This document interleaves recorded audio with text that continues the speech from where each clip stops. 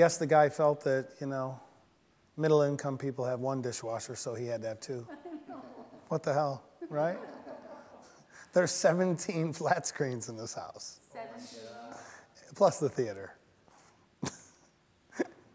I mean, it's a little ridiculous. You know what, let's start there. Tell me about this house a little bit.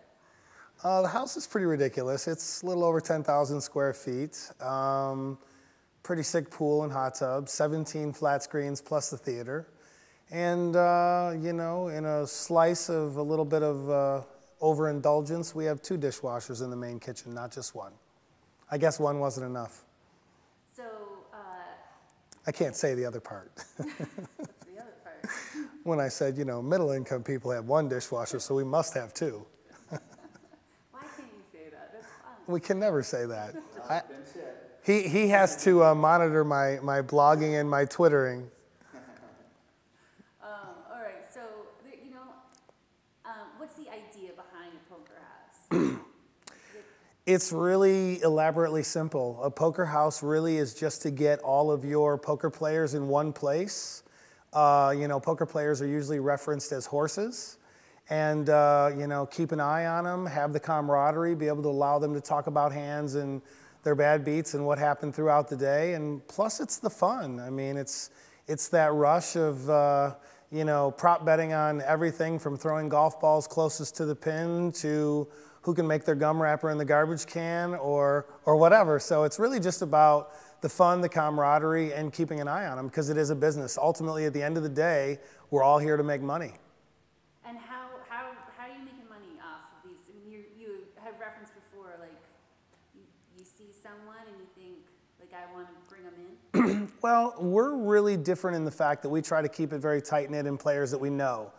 Prior to this World Series, we probably had 100 people reach out to me on Facebook or Twitter or, some of my other guys like Dan that run it for me, trying to find backing. And for us, it's just about picking guys that we know and trust because at the end of the day, trust is very important in this.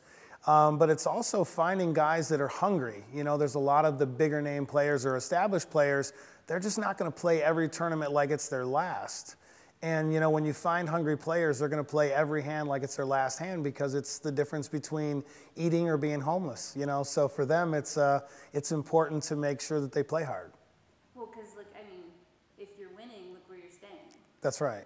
Yeah, there's always the fear in their minds that if they go on too much of an extended losing spree, they're going to have to go back to wherever they came from. So they definitely want to be winning. And it's a very dynamic part of the business as well because, it's all about timing. At the end of the day, poker is skill, but it's still timing because you can have the best player in the house lose for months straight, and the worst player in the house could win his first tournament. So it's really still in the essence of gambling, even though there's a lot of skill and business behind it.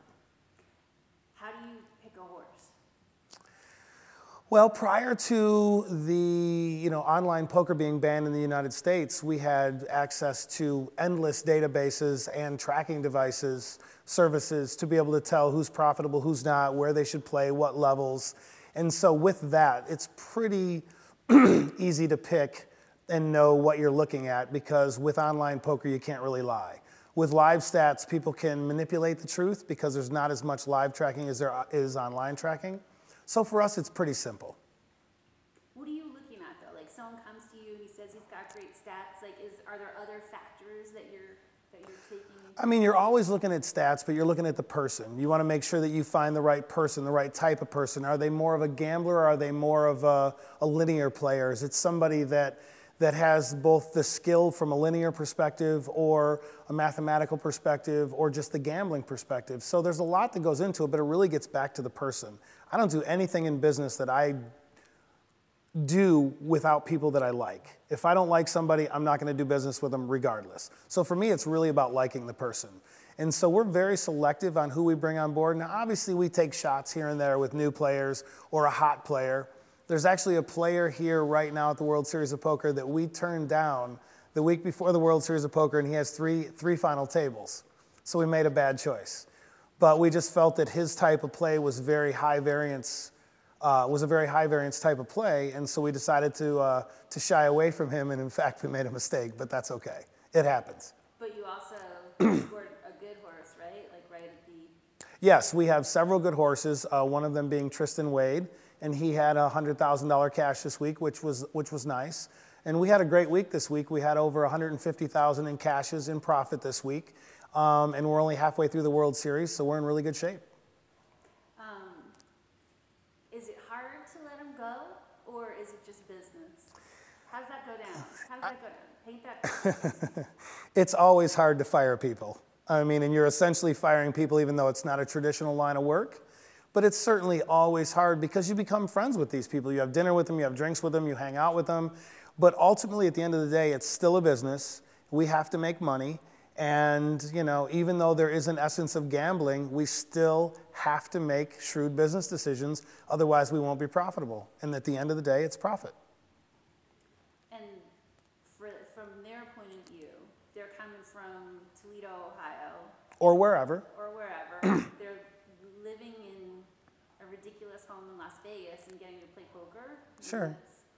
Yeah, it doesn't get any better than that, but that's also part of what we do different. A lot of backers that are out there will put guys up in a $29 a night hotel. They don't buy them meals. They don't do, like we do what's called a mini settle up, to where we settle up when a player cashes, so they always have money, whereas most poker stakers do not do that.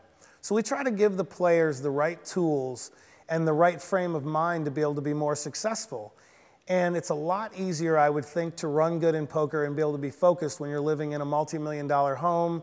You're making sure that you eat good meals and you have all the right services and the right kind of structure and backbone behind you. So if they don't play well and run good in this environment, they're not going to play well and run good. So we try to make it a little easier on them, and hopefully that pays off in the end. And how do the finances work again? Like you were saying, like if they're losing, that sort of amount of money adds up, and then if they win, that gets subtracted. Sure. I mean, you could kind of equate it to being a used car salesman, where you get upfront money every week or every month, and you owe it back when you sell a car. It's really, it gets down to makeup. And that's the term in poker, whereas if a person is in the negative and they're losing, that's considered makeup. So if a player were to lose $50,000 over the course of time, but then they cash for $60,000, they would owe us the $50,000 back and then get their percentage only off of the $10,000. So they always, you know, usually tournament players are almost always in makeup unless they have several big scores. But it's really just about the opportunity that you can spend $1,000 and make $1 million. You know, the other day with the $100,000 cash that we had, it was a $1,500 buy-in tournament that we turned into $100,000. And first place was $760,000, and had a couple weird things not happen on that given moment. In variance, we would have probably made a minimum of $400,000. So it would have been a pretty substantial ROI on my investment. So, you know, there's definitely, you know, the pros and the cons of it, but if you handle it well and handle it as a business, you can certainly come out ahead. Who are these guys? People from all over the world. The players that we have are from every walk of life and from all over the world, from Ohio to Maryland to Florida to New York, and places I don't even know, since I don't really know where they're all from. Do they all have like the same quality? Are they geeks? Are they, you know, sharks? Like what, or is it all different? What are poker players? I guess as a whole, poker players are kind of a mixed bag of everything. People are really misled by poker players because they think of the hometown poker player that's kind of the gambler, you know, and most poker players really aren't that. You know, a lot of the poker players and a high percentage of poker players are mathematically and game theory type people that are gifted in those areas. And so they have the gamble aspect of their life and their kind of repertoire, but they're also mathematically based and have a background in game theory. You'll see a lot of poker players that came from prominent colleges and have degrees. And so it's really a lot different than the average person thinks. And that's why younger players are taking over the gambling world, because it used to be that players were just gamblers.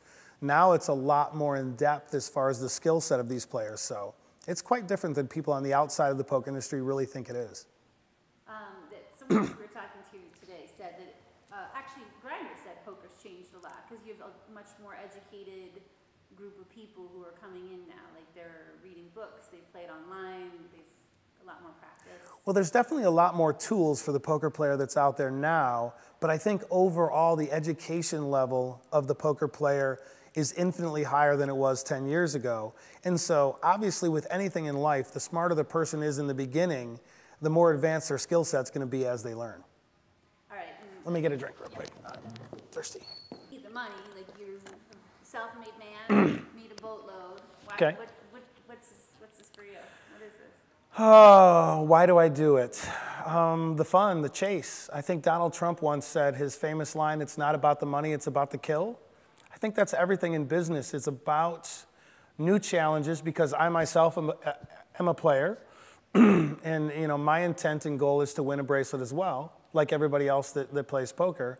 And it's really just about the chase and the challenge. Think of the dynamic that we had just the other night. We get home from work, come home, have a nice dinner, and we have one of our players at the final table of a huge event where there's almost $800,000 at stake. So we're all hovered around that final table, waiting on every card and every moment to think of the difference between we just invested $1,500 and we could walk out with $850,000 that night just in a 2-day period. So I don't know what the rate of return is on $1,500 to $800,000, but it's pretty substantial. But it's also the drama and the intrigue and also the stress, because it was really kind of funny. We talked about how upset we were, and you could hear a pin drop in the car the whole ride home when he got 7th rather than 1st. But then the next day, Dan sent me a picture from the cage when they went and collected the $100,000, and it felt a little better, you know, because we did turn $1,500 into $100,000 overnight, but it just wasn't the same of getting $800,000. So it certainly is the intrigue and the kill and the opportunity that at any given moment, one of the players or myself could take $1,000 investment and turn it into $1 million. And then just really quick, because you're reminding me, you don't have to say his name, but what do you have to do now with a different player, like you said, coming up? If they're not doing their thing. If they're not doing their thing, well, I mean, it's still a business. And so people get cut all the time, and you know, we joke about it, but if they get cut and they lose their house privileges, then they got to go back to where they came from. And it really gets down to performance. At the end of the day, you know, it's not friend business and it's not show business, it's business, and we have to make money. And you actually have some, I mean, it's coming up. You've got one coming up. A player coming up that's getting cut. Actually, we do. Let's not talk about whose name that is, but we have someone that will be being removed from our team and household pretty soon here. Unless you want to talk about the dynamics within the poker house, what are these players? How are they going to interact within the house? I mean, if somebody's got a crazy nightlife, they don't get along, there's going to be conflict in the house. I don't know if you want to go with that or if that wants to be in the treatment. You know what? I think that's going to be in the treatment, Okay. because If we don't need it. You get the set. Like, Yeah. like,